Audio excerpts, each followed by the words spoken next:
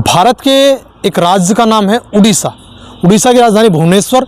भुवनेश्वर में एक जेल है झारपड़ा। हम लोग आपको बताते चलें, इस झारपड़ा जेल में जो है कुछ कुख्यात जो बदमाश हैं उनको ही रखा जाता है। जो बड़े जो क्राइम करते हैं उन लोगों को झारपड़ा जेल में रखा जाता है। तो आपको एक ऐसी कहानी को लेकर हम आपके सामने प्रस्तुत हुए हैं जो अत्यंत विभत्स तरीके से की गई है, अत्यंत क्रूर तरीके से जो कहानी को उसका अंजाम दिया गया है। ऐसी घटना किसी का भी दिल दहला सकती है। झारपड़ा जेल के अंदर दो कैदी आपस में बैठे हुए बात कर रहे थे, और वो बात वो कर रहे थे जिसका जिक्र आजकल लोगों की जबान पर है। वो बात कर रहे थे श्रद्धा हत्याकांड की। श्रद्धा हत्याकांड में जिस तरीके से 35 टुकड़े श्रद्धा के किए गए, वो अत्यंत खौफनाक तरीके से इस घटना को अंजाम दिया गया। तो एक कैदी दूसरे कैदी से कहता है कि भाई दिल्ली में हत्याकांड हुआ है, एक लड़की के 35 टुकड़े किए गए हैं और बड़े क्रूर तरीके से लड़की के टुकड़े किए गए हैं। मुझे तो नहीं लगता अब से पहले ऐसा कोई कांड भारत में या पूरी दुनिया में कहीं हुआ हो। ऐसे ही उनमें बात चल रही थी। बात चलते चलते तो दूसरा कैदी कहता है, अरे क्या बात कर रहा है भैया, ये तो कुछ भी नहीं है। इससे बड़ा कांड तो हमारे उड़ीसा में ही हुआ है और उस कांड का जो जिम्मेदार है, उस घटना का जो आरोपी है, वो इसी जेल में बंद है, झारपड़ा में ही। आइए आपको उससे मिलवाता हूँ। तो दोनों कैदी पहुँच जाते हैं उसी जेल में बंद एक डॉक्टर साहब के पास और उस पूरी घटना के बारे में जानकारी लेते हैं। आइए उस घटना से आपको रूबरू कराते हैं और बताते हैं उस घटना में ऐसा क्या हुआ था जो श्रद्धा हत्याकांड से भी ज़्यादा खतरनाक था, विभत्स था और क्रूर तरीके से उस घटना को क्रम को अंजाम दिया गया था। नमस्कार, राम राम, मैं हूं आपके साथ प्रताप आर्य और आप देख रहे हैं एवरेस्ट 24 न्यूज़। एक लड़का यूएसए से अपने घर फ़ोन करता है। उड़ीसा का एक रहने वाला लड़का यूएसए में रहकर पढ़ाई कर रहा था। उसकी बहन दुबई में रहकर पढ़ाई कर रही थी। वो लड़का अपने घर फ़ोन करता अपनी माँ के पास। उसकी माँ उसके फ़ोन को नहीं उठाती है, कोई जवाब नहीं देती है। दूसरे दिन ऐसा ही फ़ोन करता है, लेकिन उसकी माँ की तरफ से इस फ़ोन का कोई भी रेस्पॉन्स, रिप्लाई नहीं दिया जा रहा था। तो परेशान, हार थक कर वो अपनी बहन के पास दुबई फ़ोन करता है। उसकी बहन भी दुबई में रहकर पढ़ाई कर रही है, वो यूएसए में रहकर पढ़ाई कर रहा है। उसके पिताजी जो थे वो एक कर्नल थे जो सेना में थे और वो डॉक्टरी लाइन में वहाँ पर थे। तो जब ऐसे होते होते 20 दिन बीत जाते हैं, उसकी माँ से उसका कोई भी संपर्क नहीं हो पाता है, तो बड़ा परेशान सा हो जाता है। वो अपनी माँ की जानकारी के लिए अंत में हार थक कर अपने पिताजी को फ़ोन करता है। पिताजी अत्यंत गुस्सैल स्वभाव के थे, इस कारण वो पिताजी से बात नहीं करना चाह रहा था। किसी बात को लेकर उनके आपस में कोई तकरार चल रही थी। तो जब पिताजी के पास वो फ़ोन करता है, पिताजी से पूछता है कि माँ से मेरी बात करा दो। पिताजी कहते हैं, बेटा आपकी माँ तो है वो दुबई गई है अपनी तेरी बहन के पास में, और वहीं पर कुछ दिन से वो रहना चाहती है। लेकिन जो लड़का था वो पहले ही दुबई में बात कर चुका था। उसकी बहन की भी उसकी माँ से बात नहीं हो रही थी। तो उसके मन में कहीं ना कहीं वो शंका उत्पन्न होती है। इस शंका के निवारण के लिए वो फ़ोन करता है अपने मामा के पास में। मामा कहता है कि मामा एक बार आप घर जाइए और पता कीजिए कि माँ कहाँ पर है। पूरी घटनाक्रम को बताता है कि मैं लगातार इसे फ़ोन कर रहा हूँ, लेकिन मेरी माँ से कोई भी बात नहीं हो पा रही है। तो जब ऐसा उसका मामा सुनता है तो मामा बिना किसी संकोच के, बिना किसी लाग लपेटे तुरंत ही अपनी बहन के घर वो पहुंच जाता है। बहन की जानदार सा एक कोठी बनी हुई है, बड़ा संपन्न परिवार था। तो जाकर देखता है कि अंदर से दरवाज़ा उस कोठी का बंद था। वो दरवाजे को खटखटाता है। दरवाजे खटखटाने के बाद अंदर से कोई भी आवाज़ नहीं आती है। उसे जानकारी थी कि अंदर कोई ना कोई व्यक्ति ज़रूर है, लेकिन आपकी बात का वो जवाब नहीं दे रहा है। बार बार प्रयत्न करने के बाद भी जब अंदर से कोई भी रेस्पॉन्स, कोई रिप्लाई नहीं आता है, तो अंत में हार थक कर अंत में वो फ़ोन करता है पुलिस के पास। तो पुलिस मौका वारदात पर पहुंचती है और उससे कहती है कि आप यहाँ क्यों आए हैं।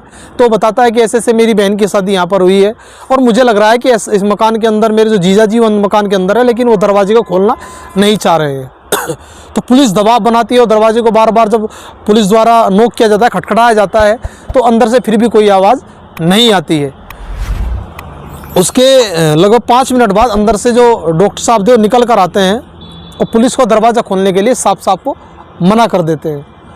पुलिस को इस मामले में अत्यंत गुस्सा आ जाता है और गुस्से में आकर पुलिस उस दरवाजे को ही तोड़ देती है।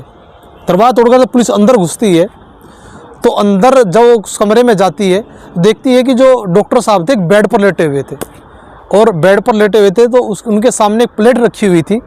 उस प्लेट में जो दृश्य देखते हैं, उस दृश्य को देखने के बाद जो उस लड़के का जो मामा होता है वो उस स्थान पर बेहोश हो जाता है। दरअसल उस प्लेट में उसकी बहन का कटा हुआ सर रखा था और उस सर से वो मेजर साहब थे जो बात कर रहे थे। पुलिस उस मेजर से पूछती है कि आप ये कौन है? कहला आप चुप रहिए। पुलिस से कहता है वो कि मैं अपनी पत्नी से बात कर रहा हूँ। पुलिस बार बार सवाल करती है लेकिन पुलिस को लग रहा था कि वो मानसिक रूप से कहीं ना कहीं परेशान है। वो लगातार पुलिस से सवाल करती रहती है। आधा घंटा से बीत जाता है तो पुलिस की बातों का जवाब नहीं देता है और अत्यंत में पुलिस भी अपनी जो उनकी शैली के अनुरूप कार्य करती है और कहती है अगर आपने इस बारे में हमें कुछ नहीं बताया तो इससे भी अतर खतरनाक होकर आपकी बहुत बुरी हालत कर देंगे। 71 साल उस डॉक्टर की उम्र थी और सेना में कार्यरत रह चुका था।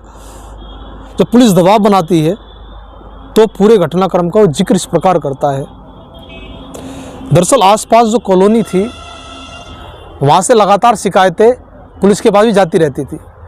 कभी वो कहता था कि पुलिस को फ़ोन करके कि मेरे गेट के सामने खड़े होकर बात कर रहे हैं। अगर कोई भी उसे गेट के सामने गाड़ी खड़ी कर देता था या मोटरसाइकिल खड़ी कर देता था या खड़े होकर बात करने लेता था तो उसे अत्यंत इस बात से बड़ा घृणा होती थी, बड़ा क्रोध उसे आता था और पुलिस को बार बार शिकायत करता रहता था।